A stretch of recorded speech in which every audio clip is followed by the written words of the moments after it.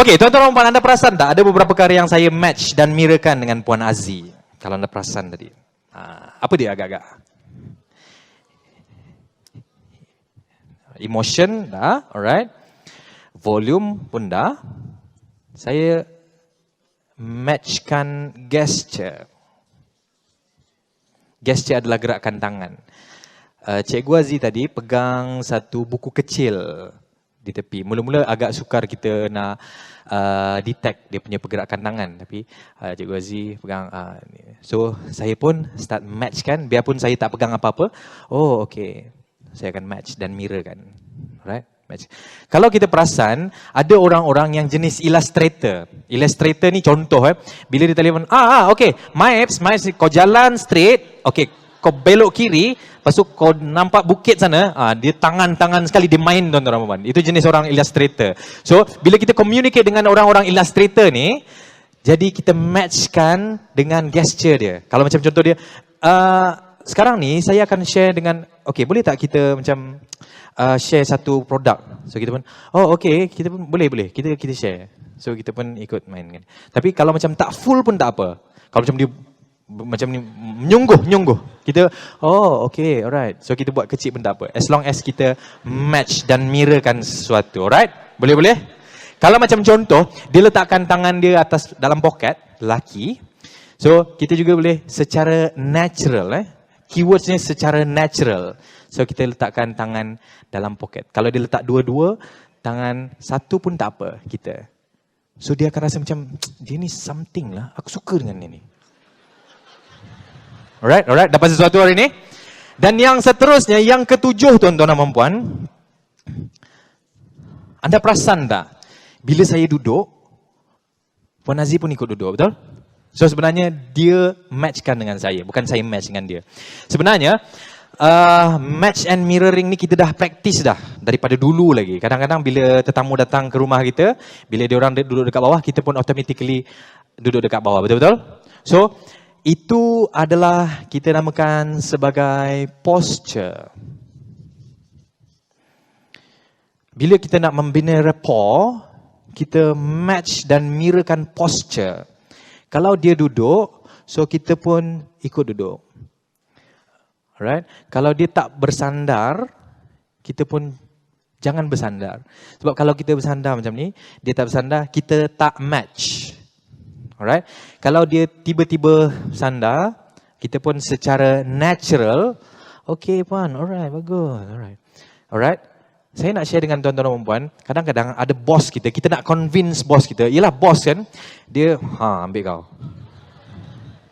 So kita buat apa? Agak-agak macam ni. Bos ambil kau. Jangan babe, jangan. Nanti amboi. Siapa aja ni? Rizal. Match mirror babe, match mirror. Jangan. Alright. Kita boleh match dan mirrorkan secara minimum. Kalau dia silang kaki macam ni, kita boleh silang kaki secara minimum macam ni. Alright? Ataupun minimum macam ni. Alright? Kalau dia sekiranya lurus tegak, kita pun lurus tegak. Kalau macam dia melintang macam ni, kita pun boleh melintang macam ni. Either ke kiri ataupun ke kanan. Itu adalah match dengan posture. Alright? Yang ketujuh. Dan seterusnya, yang ke-8. Untuk membina rapport, untuk membina jambatan, kita perlu match dan mirrorkan facial expression.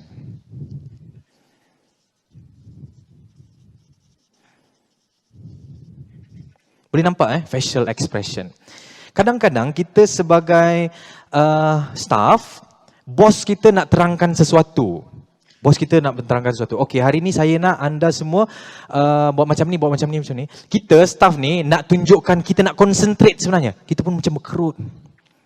Alright. Berkerut. Kenapa berkerut? Concentrate. Sebenarnya itu adalah satu teknik yang salah untuk kita membina rapport dengan bos kita.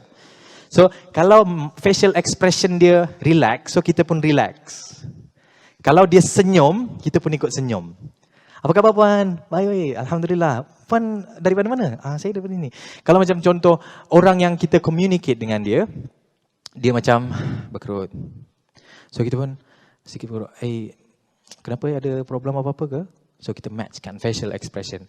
Dan anda akan dapati ianya sangat membantu. Dan orang kata, orang yang, tuan-tuan dan puan, ini adalah berdasarkan kajian dan saya juga membuat praktis ini selama 5 tahun dan it works so much. Alright? So, especially tentang micro expression. Anak-anak kita kan? So, kita pun, okay. Alright? So, kita matchkan facial expression. Boleh-boleh? Okay, dan seterusnya, yang ke-9. Kita mengajar masa sekarang. Terminologi. Terminology, terms. Kadang-kadang orang ataupun klien kita kata, saya nak tempat yang eksklusif, yang nampak mahal. So, kita pun match dan mirrorkan dengan term yang digunakan. Jangan kita gunakan, saya ada satu tempat yang nampak VIP dan nampak macam mewah gila. Alright? Tapi term dia tadi, eksklusif dan mahal. Kita mismatch, kita kata mewah dan VIP. Alright? So kita kena matchkan term dia. Saya nak tempat yang awesome. Boleh bos, saya ada satu tempat yang awesome. Alright? Anda perasan tak? Ada setengah-setengah orang, dia suka gunakan terminologi. So bila kita matchkan terminologi dia dengan kita, dia rasa macam, saya faham ni. Dia faham saya ni. So saya nak communicate dengan dia seorang je. Alright? Dan yang seterusnya yang ke-10 adalah, saya tulis ini, interest. Minat. Sebelum kita ketahui minat, kita buat small talk dulu. Small talk, kita daripada mana, tuan daripada mana. So selalunya bila kita cakap small talk, kita dah tahu dah apa minat dia. So kalau dia minat badminton, oh iya ke? Oh, saya pun suka gila badminton. Kita tak adalah main badminton, tapi kita kata, suka gila main badminton. So main badminton kat mana So kita matchkan interest. Alright? So ada 10 cara membina rapport. Yang pertama adalah dengan memuji. Yang kedua adalah volume. Yang ketiga adalah speed. Yang keempat adalah, yang kelima, yang keenam, yang ketujuh, yang ke-8, yang ke-9 dan yang ke-10. Anda dapat sesuatu hari ini? Berikan tepukan pada anda. Katakan pada jiran sebelah kiri anda, you are awesome. Very good.